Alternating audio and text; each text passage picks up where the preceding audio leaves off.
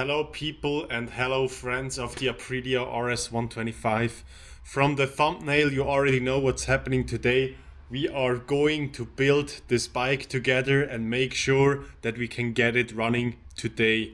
It's a rainy Sunday, so it's perfect for what we are trying to do, and I hope we can get it to run. So please cross your fingers and enjoy the process. You can see here we got some parts laid out.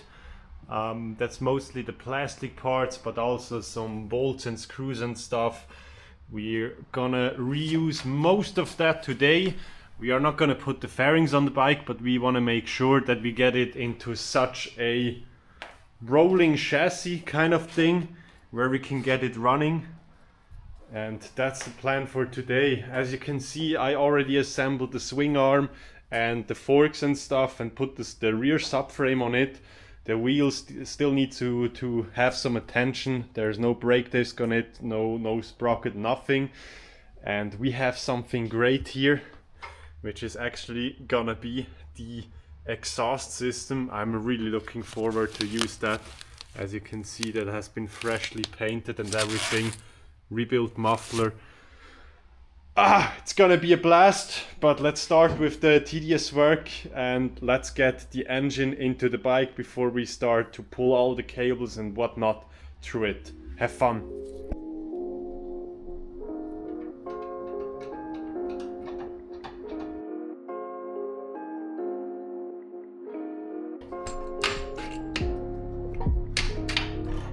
And here we are just gonna go until it sets.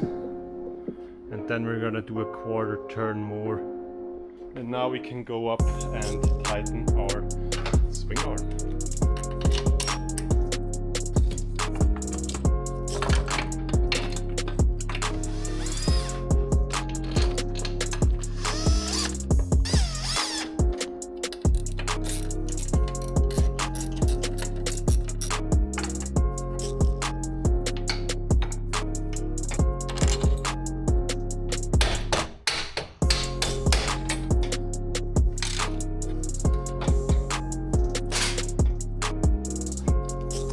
Now let's throw in some cables. Bam! So easy.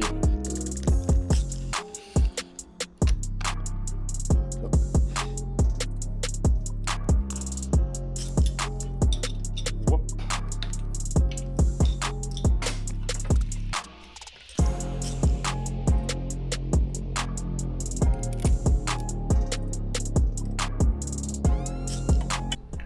Now with that installed, you should be able to kind of pull here on it and get that to open and close again. You can see that opening and closing, and we now need to adjust it in the way that when it's fully open, that it's kind of flush with the top of that part here. Now my problem is I already adjusted it to the max up here, but I cannot get it to drop any further down. Maybe the gasket is a bit too thick or something, but I guess for that I'm gonna leave it for now, and this is easy to adjust afterwards, so I guess we're gonna call it a day. Would be nice if the work would be done without any work, but it isn't. So what we're gonna do, we're gonna hook up the carb,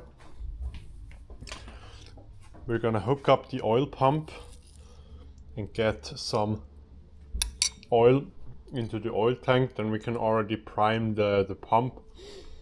Right now it's a bit easier to access this area because we don't have the clutch cable and stuff connected, so we're gonna do that now before continuing any further. But let me enjoy that ice cream.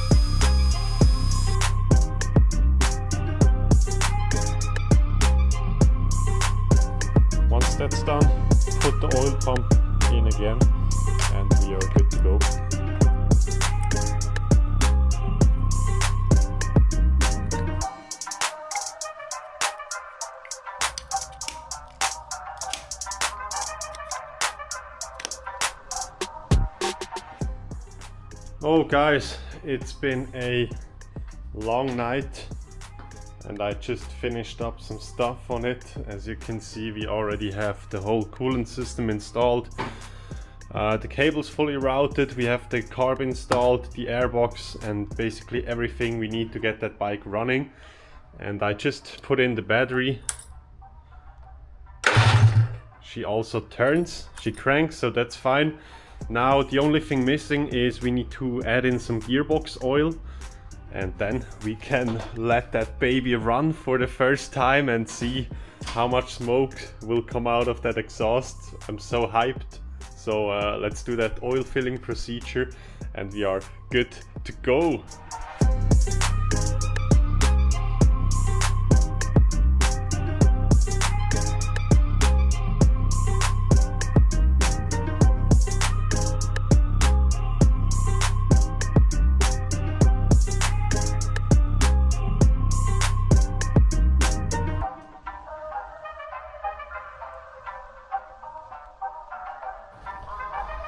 Guys, now it's going to be a huge moment.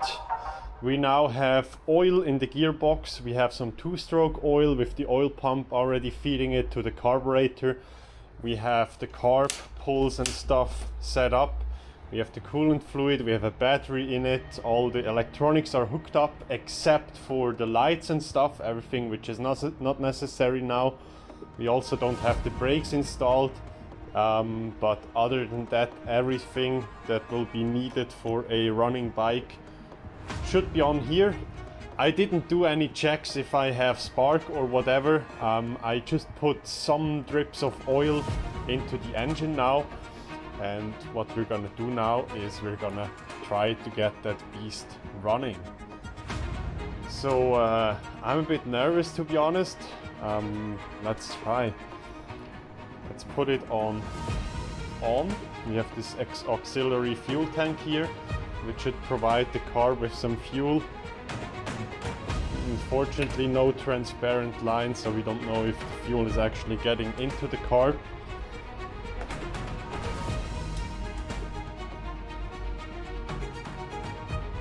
There's no fuel dripping out, which could be a good sign. So then let's try. Pull the choke. Ignition on.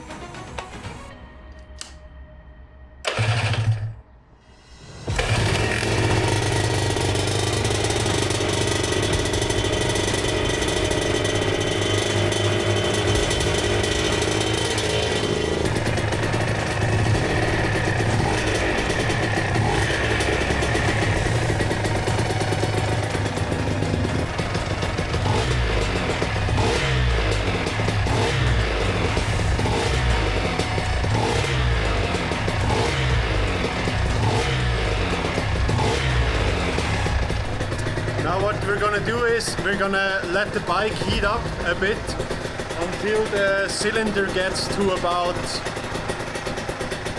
80, 80 degrees. So it's really hot, it's like operating temperature. Once that's done, we're gonna rev it completely open, see how that works, and then we're gonna shut it off, and that's basically our first heat cycle. Then we're gonna cool it down again during a few hours, and we're gonna do that over again 3 times in total. I'm now steadily warming the bike up and just giving it some throttle once in a while so it doesn't idle for too long.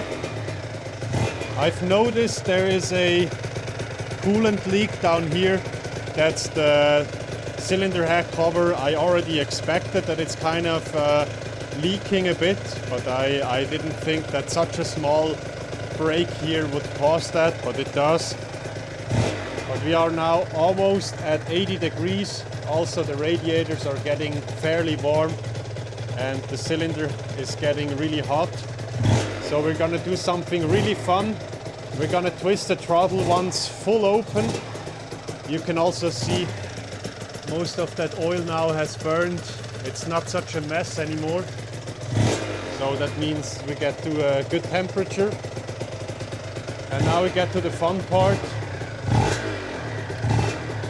of ripping the throttle fully open. Okay, choked out.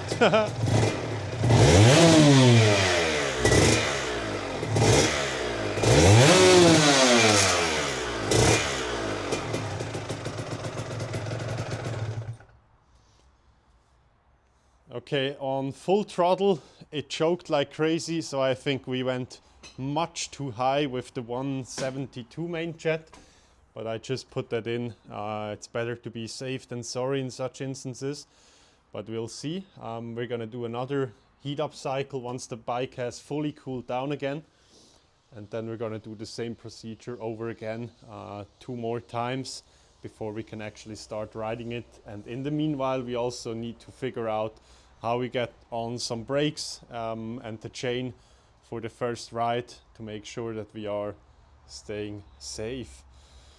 Yeah guys, I guess that's it for today's video. I hope you had fun, and I'm so happy that the bike now runs.